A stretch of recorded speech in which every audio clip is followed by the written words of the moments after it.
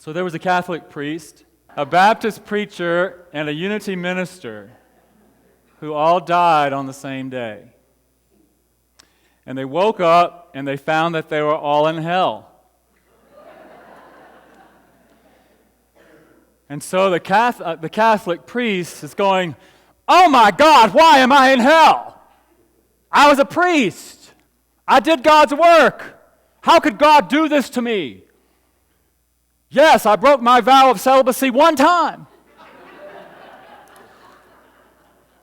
But I asked for forgiveness. I prayed the Our Father, the Hail Mary. How could God do this to me?"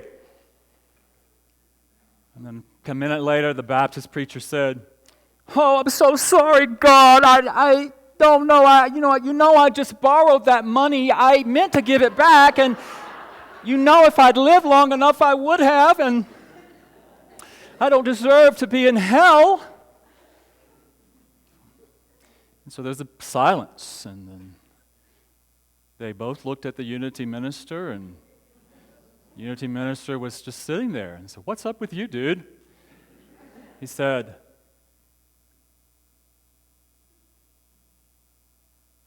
"This is not hell, and I am not here. This is not hell, and I am not here."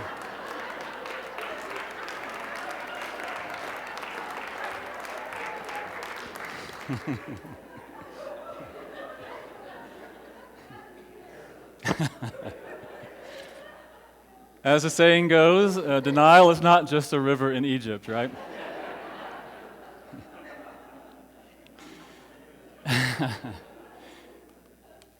And so I want to just really talk about that a little bit.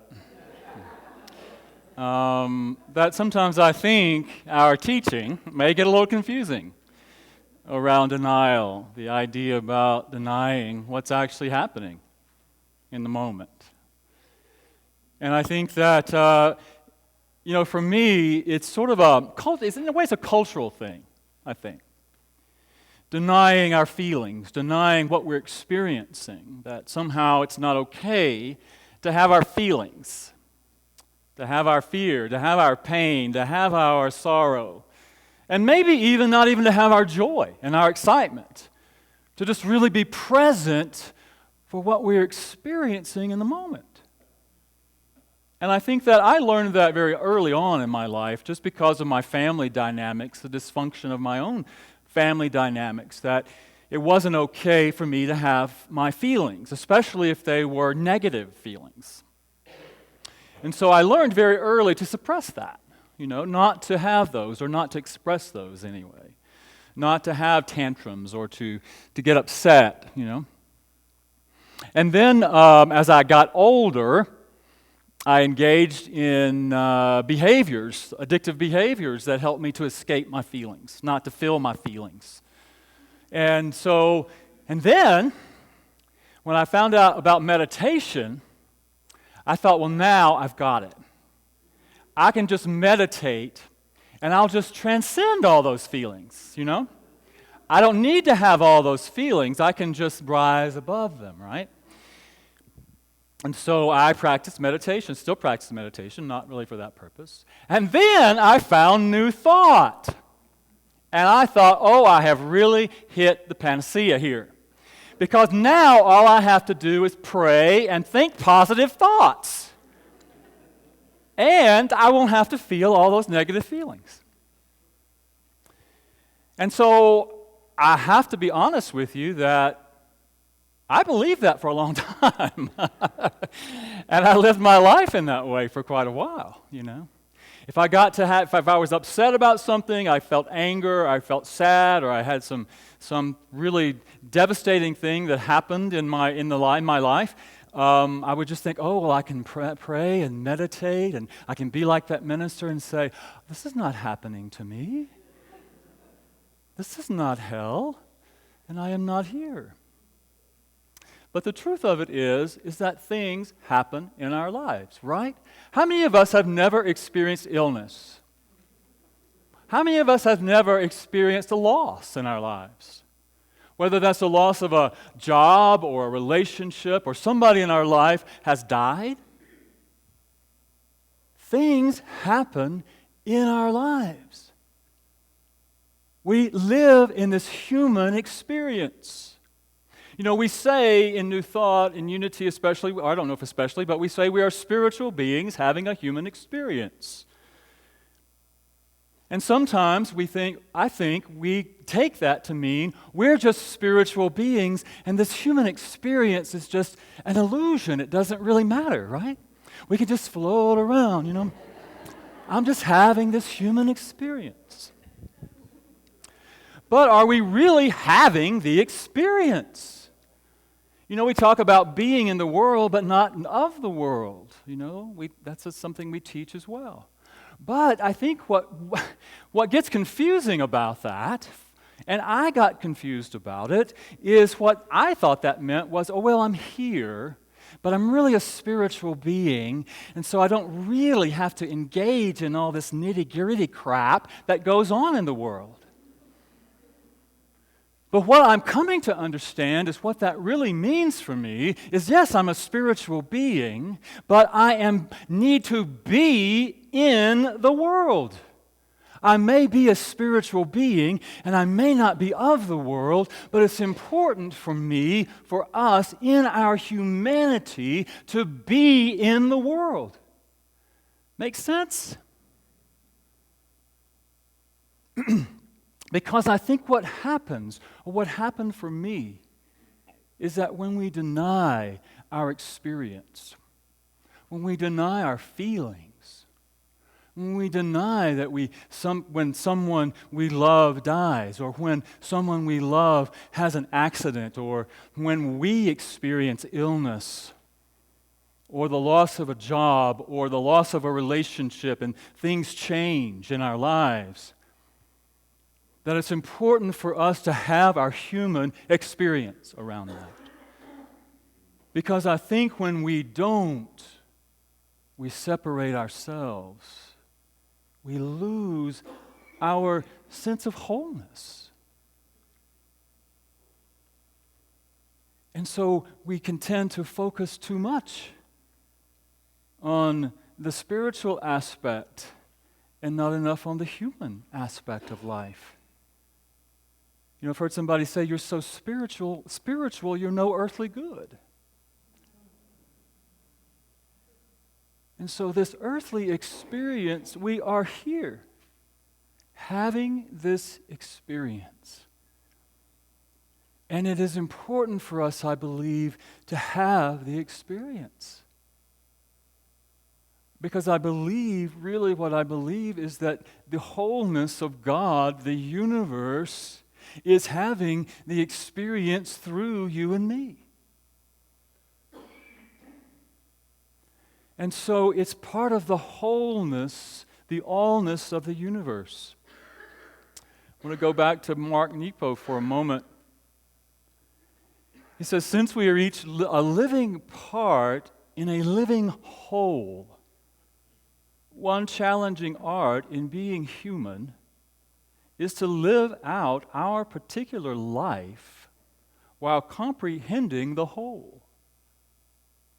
One aspect of the endless practice is to feel both the depth of our feelings and at the same time to stand on the ground of all being which exists independent of what happens to us.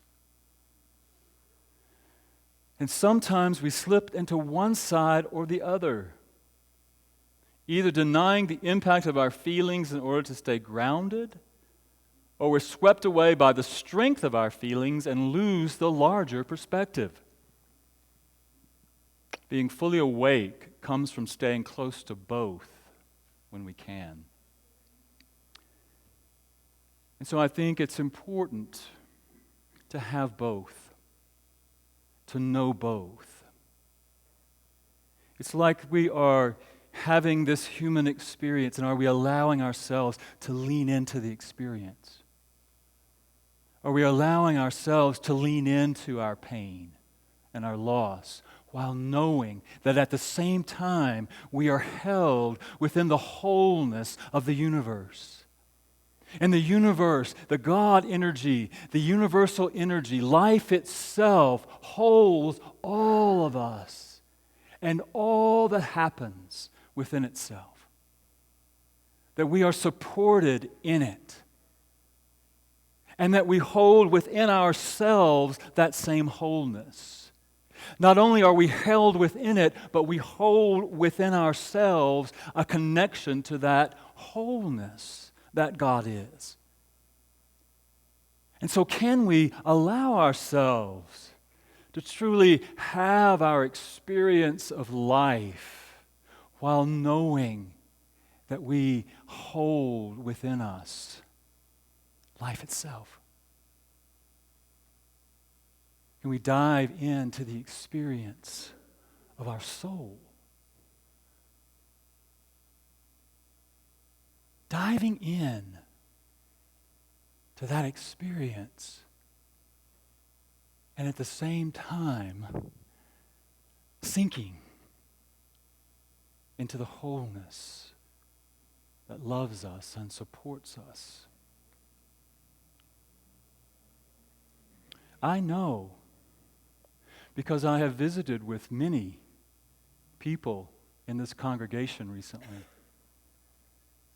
who are experiencing things in their lives that can be very painful and scary. And I think our tendency sometimes is to deny that. To think that we have to be so spiritual, that we have to deny our human experience.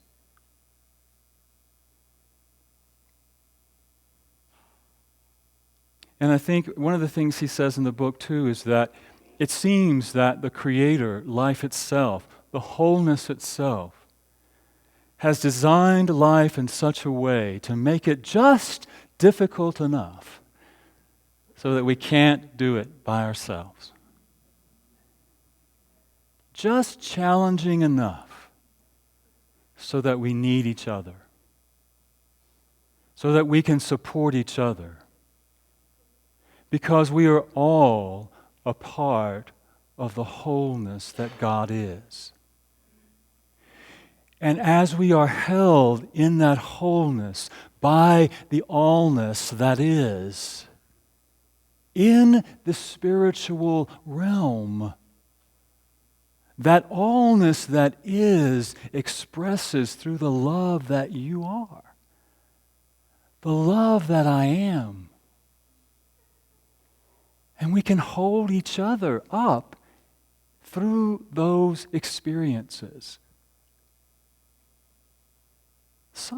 Pain. The pain of loss can be overwhelming sometimes. I just want to speak briefly about grief. Because I believe that even that we experience grief through every transition that occurs in our lives. Every transition that occurs in our lives, we experience what we call grief. Even if we believe that the transition we're going through is the right one, that it's in our best interest, we still experience some pain. Even if we know that the relationship we're in is not really working for us, is not supporting our greatest good, and we choose to leave that relationship, even though we know it is in our best interest, we're still going to feel loss and the grief, right?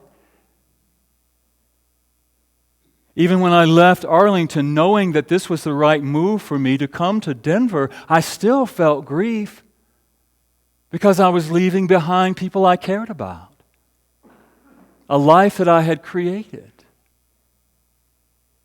But our culture, our society doesn't really support us in experiencing grief, does it?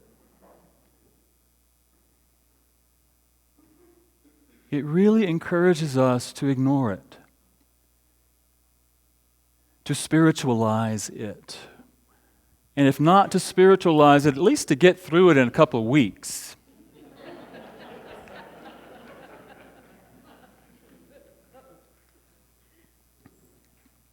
But grief,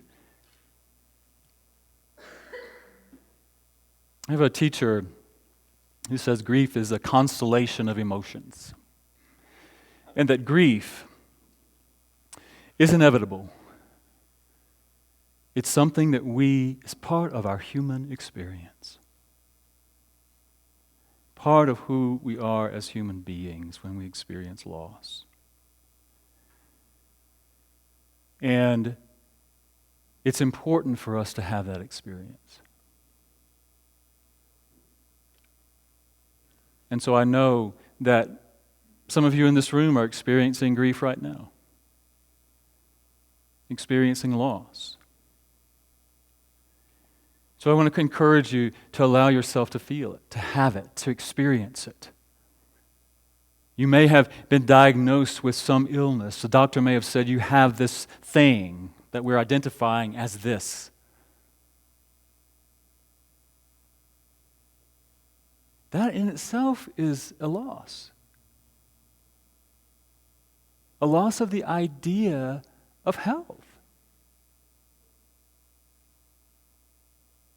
And it's important for us to grieve that, to have that experience. I was talking with a friend recently, and she was telling us that 5 of her friends had made their transitions, had died within a 6-month period. And she talked about how painful that was for her. But she felt guilty for feeling pain because it didn't happen to her. She felt guilty for feeling the loss. And I think that's what our society often trains us into. And so, yes, know that there is a wholeness, that we are held in the wholeness that God is. That is our true, ultimate, absolute nature. And that God, that wholeness, includes it all.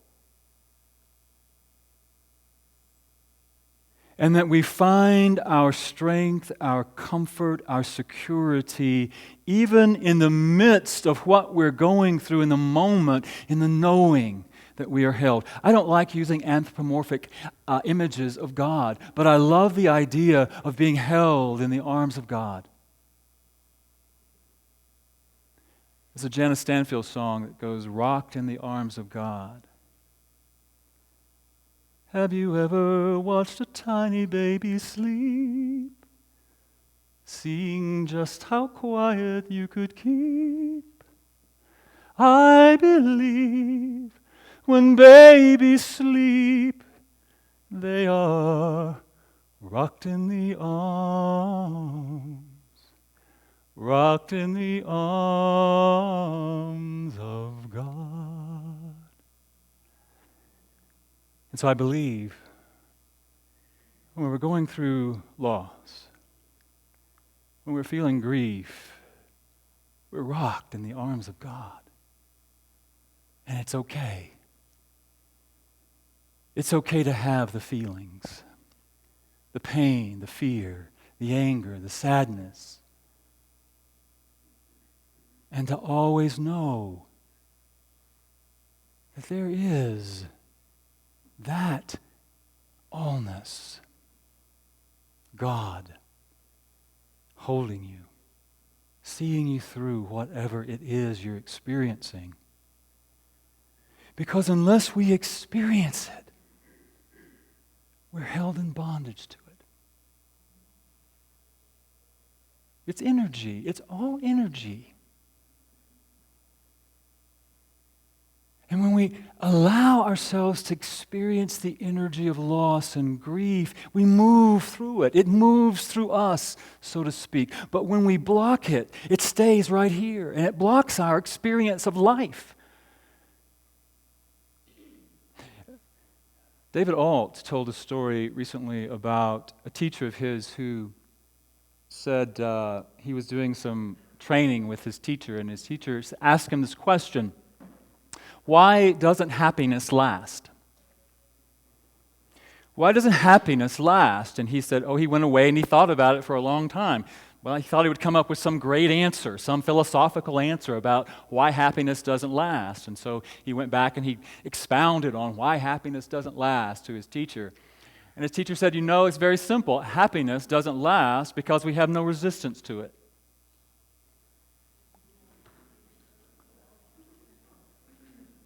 Because we allow ourselves to experience it. When we feel happiness, when we feel joy, we experience it. We experience the happiness. It's like a wave of energy, happiness energy, that moves through us, and we experience it, and we're on to the next thing. Pain and grief are not like that, are they? What happens is that wave of pain and grief come, and we say, no, I don't want to experience that. And so where does it stay? Right there. And so if we allow ourselves to let go of the resistance, what is the resistance about? Fear that I might get lost in it. Fear that I might take me over. Fear that I might drown in it. Fear that I might become identified by it. That's why it is very important for us to hold to that thread of wholeness as we experience the pain, the grief. Allow it to move through us so that we are free to experience what is next. It really is about greeting what life brings us, whatever that is, with our presence, with our willingness to be with it, to be in the world, fully present for whatever life is bringing us, whatever is unfolding in our lives, while knowing that there is something greater that sustains us, that holds us, that allows us to be fully present in the world. So I encourage you, even if you think it's so small, that how could I possibly feel pain or loss or grief over that? Or if it's so big that it seems overwhelming,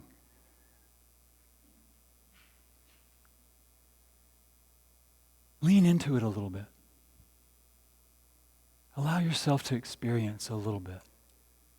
It's sort of like, I would say like you're leaning into it, but knowing there's a thread back here that's holding you to something greater.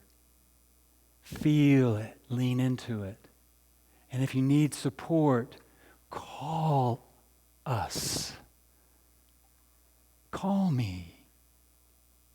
Call us. We have prayer chaplains. We have people who want to support you. We are here for each other. We are all part of the wholeness.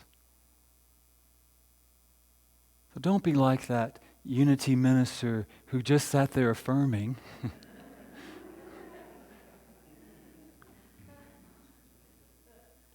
Bring your beingness to your life. Fully be in the world. And in being in the world, we bring our fullness, we bring our full life, we bring our soul, our spirit into being.